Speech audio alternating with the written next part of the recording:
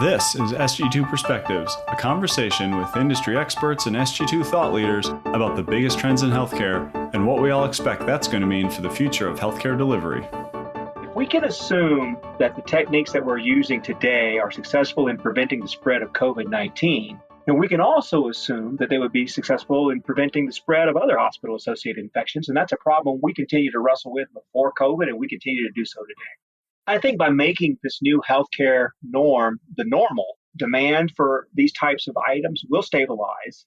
Welcome to Sg2 Perspectives. I'm your host, Kelly Richard, and today we'll be talking about a topic that most of our audience probably had not given too much thought to prior to COVID-19, and that is supply chain resiliency. With me today, we have Dr. Blane Schilling, physician and senior principal at Vizient, and Mark Larson, principal on the Sg2 intelligence team. Thank you both for coming on today. Thank you. And just in full disclosure, Dr. Schilling has already appeared on Dr. Tom Villanueva's Modern Practice podcast. And if you'd like to listen from a more clinical perspective, feel free to give that one a listen as well. Today, we'll probably focus a little bit more from the strategic perspective. Let's do a quick round of introductions for our guests. Dr. Schilling, tell us a little about your role at Vizient and the work that you do. Thanks, Kelly. I have been with Vizient for 15 years. I've had several roles over that time, but my primary role now is to lead the team of clinical value quality analysis and clinical supply chain integration subject matter experts. They help our members during our consulting engagements to evaluate and, when necessary, improve the care that they provide. Excellent. Thank you, Mark. Thanks, Kelly. And I work in the strategy area and really focus a lot on the collaboration with Sg2 clients to really solve their future healthcare challenges and opportunities and lead presentations, conduct research on enterprise strategy topics. My subject matter expertise is in cost as well as access strategy, and really helping Sg2 and Vizient clients navigate the rapidly changing system of care landscape and care shifts from inpatient to outpatient across settings. Great. And just to level set here for us strategy people, supply chain resiliency has probably largely been out of scope for us. How would health systems have traditionally approached purchasing supplies, pharmaceuticals, and medical devices? Traditionally, things are all over the board with healthcare purchasing, but many systems have made progress toward valuing supplies based on their total contribution to healthcare and cost, and particularly the outcomes associated with the healthcare they provide. It's actually very hard to value the total cost of healthcare itself, much less how the individual supply items fit in. So you got to have accurate cost and outcomes data and integrate that into your decision making, and that's a very complex endeavor. Traditionally, health systems have resorted to approaching the purchase of supplies and pharmaceuticals and medical devices by that easiest understood of metrics, product cost. In the past, supply chain was really thought of more as something where you're dealing with commodities, and there's likely a few weaknesses there when you're thinking about products that need to perform and where you're looking for high value. When you're thinking about the vulnerabilities in that traditional supply chain, what would you say that they are, even before COVID-19 hit? If we don't recognize how our supplies, pharmaceuticals, and our devices contribute to our healthcare outcomes, then we run the risk of passing over the most efficacious items in favor of those that are least costly. Now, cost does remain a significant consideration. We can't get around that, but it can't continue to be the only consideration. We found that out during the recent past drug shortages, not just during the COVID epidemic. And we discovered that continuing to pursue cost reductions contributed not only to the volume of items that were there, but the location of the sourcing of very significant clinical items. And that left us very vulnerable in our abilities to provide healthcare. So let's dig into a little bit more the gaps in the supply chain resiliency that were revealed during the COVID-19 crisis. How can health systems, or what can they do in the future to mitigate some of those supply shortages that we started to see for either future virus surges or other crises? We realized that we don't have the ability to ramp up. We don't have the ability to provide sourcing of vital items, specifically PPE or personal protective equipment, or some pharmaceuticals that are necessary. In a epidemic type situation, or as we experienced over a couple of years ago when we had a hurricane that wiped out a significant portion of our IV fluid supplies, we recognize that unpredictable supply and demand situations can occur. And when that happens, we need to find a way to stabilize that demand in order to be able to predict supply production. One way that we'll be able to do this will be able to make whatever the new norm is currently for PPE and infection control, we need to make that permanent. If we can assume that the techniques that we're using today are successful in preventing the spread of COVID-19, then we can also assume that they would be successful in preventing the spread of other hospital-associated infections, and that's a problem we continue to wrestle with before COVID. I think by making this new healthcare norm the normal, demand for these types of items will stabilize, and then our supply will then be able to be predicted and met.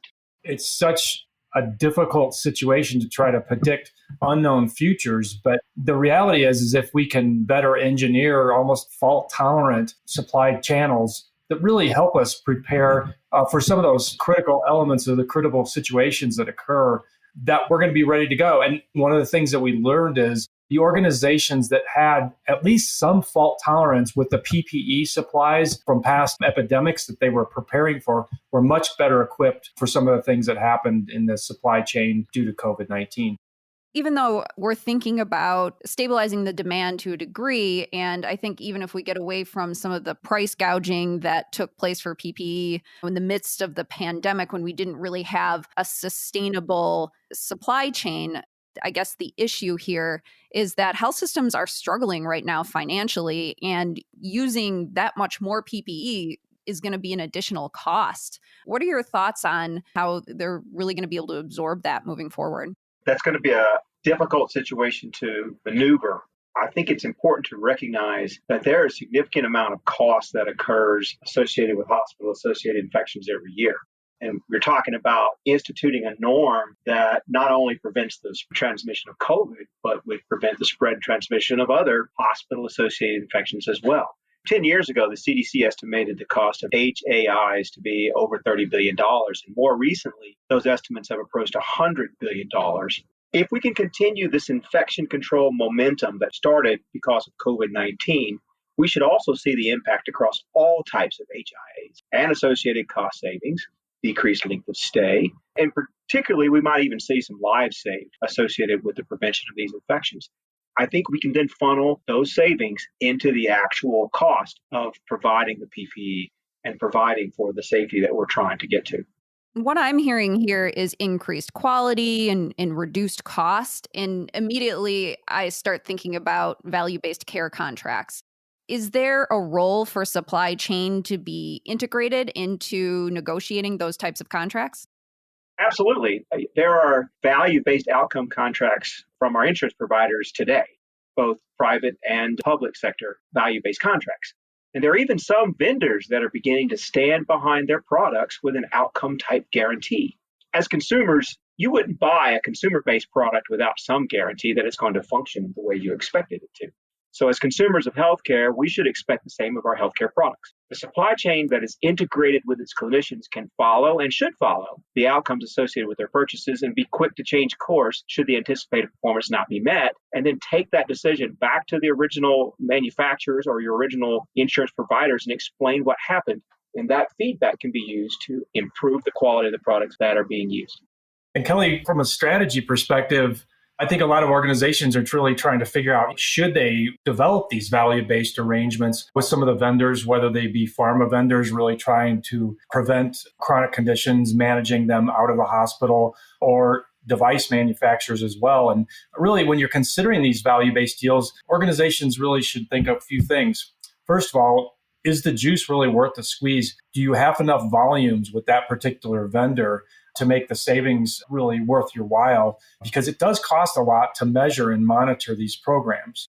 Do you have the ability to measure cost savings? Can you measure these long-term outcomes? Because a lot of the cost savings really comes down the road when the patient leaves the hospital or leaves your system of care with a new device or a new drug therapy. And then the third thing is really thinking about picking a trusted vendor that will be willing to adapt as solutions and care delivery changes and these value-based programs really evolve. And we've seen some remarkable studies and savings going along with these. It all goes back to volume and being able to generate enough dollars to make the programs worthwhile. Mark, that's a great point regarding measuring the cost savings here. Dr. Schilling, is that something that you come across in your work? How do you normally advise that organizations measure savings when it comes to looking at supply chain? It's relatively easy to measure cost savings as an ROI based on either historic changes that we've seen maybe in other facilities or in other initiatives that we've done within a certain facility. It's a lot harder, though, to do it retrospectively. That's going to be a significant process. We're going to have to find a way to help our facilities do that. Our facilities need to be able to look at the use of a supply, compare the cost of that supply with the expected outcome associated with the use of that supply. And if it's not happening, then we need to change direction in the supplies that we're using. It brings us back to the idea of integrating the clinical decision makers and end users into the supply chain process and going beyond just the cost, but looking at the overall value to the healthcare. And taking a little bit of a step back, even just from the crisis, but really focusing on the who here. So there appears to be a value in including both clinical and strategic people within the organization in supply chain beyond just the operations folks. Dr. Schilling, can you talk a little bit about the importance of clinical input in the supply chain decision-making process? Historically, supply chain offices made decisions about sourcing and brought those decisions to the physicians. For many items, that would be inconsequential. A lot of things, the physicians don't have an input, and the effectiveness of items across brands and manufacturers won't change.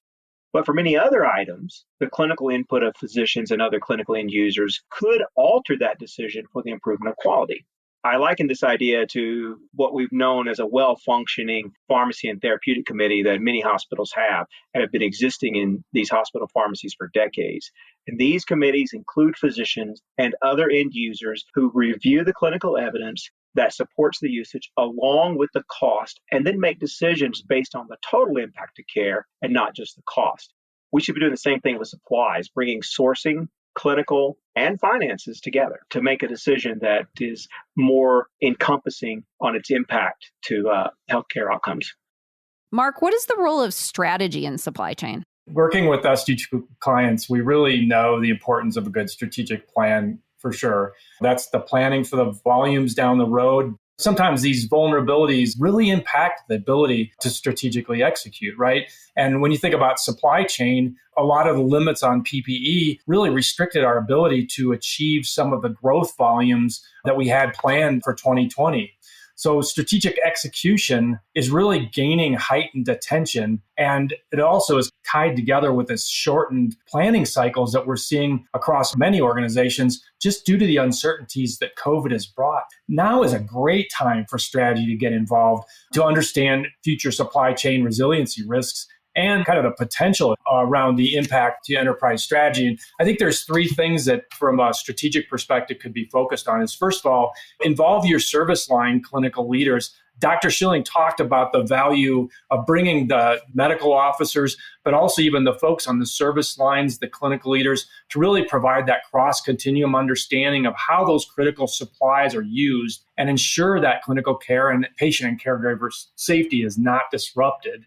And certainly that's a good approach for any healthcare enterprise, but also from a strategy perspective, getting those service line leaders who really understand that cross-continuum perspective involved really helps kind of identify where are some of those safety stores for clinical supplies, and is there opportunity to bring those together to potentially reduce unnecessary storage of supplies, especially for PPE that became restricted during COVID. Also identifying those differences in infection risks across sites and procedures.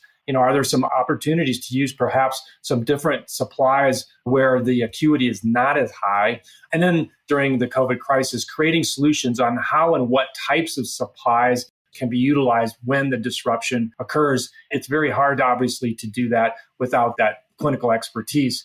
And then the last thing that strategy can become involved in is really helping to support some of the investments and analytics to help both the supply chain team as well as clinicians across the organization identify the services that really are at the greatest risk due to supply chain disruption and areas where supply chain redundancies may need to be built into the process to make sure critical supplies flow and we can keep the patient's clinical needs met during a crisis situation. It almost seems to me as though strategy in some ways is almost the missing piece here. Mark, you talked a little bit about a shortened planning cycle. And one way that we're starting to see a lot of organizations pivot quickly is through partnerships. I was just curious, Dr. Schilling, if you've seen any new partnerships with vendors. When I typically talk to vendors about this and they're trying to partner with health systems on the value side, they don't know who to talk to and they don't know how to start that conversation. Just curious if you're seeing any renewed interest or any new conversations happening between vendors and health systems.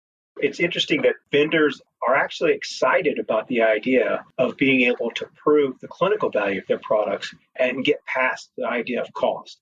Everyone wants to provide value. That's quality divided by cost. That's the equation that equals value. So you can either improve the quality associated with it or you can decrease the cost. My opinion is that we can find opportunities to maybe even invest more in healthcare cost to be able to get a better long-term outcome, and that the increased cost will be small compared to the improvement in quality and the associated cost savings with the increased quality that we'll be able to get. Vendors are excited about getting behind that. Many vendors approach clinicians with almost a fervor bordering on evangelism around their product. And now to have the opportunity to prove the clinical value of their product, that gets them very excited. Right. So it's all sort of coming full circle in terms of the integration here on the clinical side, the strategic side, the financial side, as well as the operational side. So is there anything else that I should be asking you about how health systems can get involved in supply chain resiliency from more of a strategic perspective? I think a question that needs to be answered for the folks that are listening to this podcast is, how do they get started? Where do they begin when they try to integrate their supply chain or operations with their clinical operations? And I think the answer to that would be to do a very critical assessment of how physicians are involved. Being able to include physicians in the decision-making process means that you need to incentivize them. And when I say that, I don't necessarily mean money. Physicians are interested in improving the quality of their care. If you can get a physician engaged in improving quality of care through the choice of supplies that are used, I think that's a great place to start in integrating the quality and the supply chain organizations. And Kelly, we've been saying for a while that moving and care redesign requires that clinical leadership. It often is not a successful program if you don't have good physician leadership or nurse leadership to make it happen. They understand the operations, they understand the patients. Supply chain is becoming very similar to that. It's essential to get the individuals involved that really understand how clinical care is provided. And we honestly can't afford to have operations down like we did during COVID earlier. But having that supply chain moving, supporting clinical care is so critical. And it really needs to be part of the understanding and the strategy around making sure we have those redundancies built into the system, making sure supply chain is as fault tolerant as possible so that we don't have to sacrifice clinical care, clinical volumes down the road when other crises hit. Well, thank you both for coming on to the podcast today. Thank you. You're welcome. Thanks for listening, and please subscribe or follow if you want to hear more. I also want to recommend another Vizient podcast, The Modern Practice. It is on Vizient's medical leadership channel and provides a clinical perspective into current issues affecting healthcare today. This has been another great episode of Sg2 Perspectives, where industry experts and Sg2 thought leaders explore the drivers of tomorrow's healthcare strategies to inform today's decision makers. Contact us anytime by sending an email to sg2perspectives@sg2.com. We'd love to hear from you. Sg2 revolutionized healthcare demand forecasting with the Impact of Change forecast, and today we're the industry's premier strategy advisory firm. To learn more, visit sg2.com. Thanks so much for listening, and we'll see you again soon.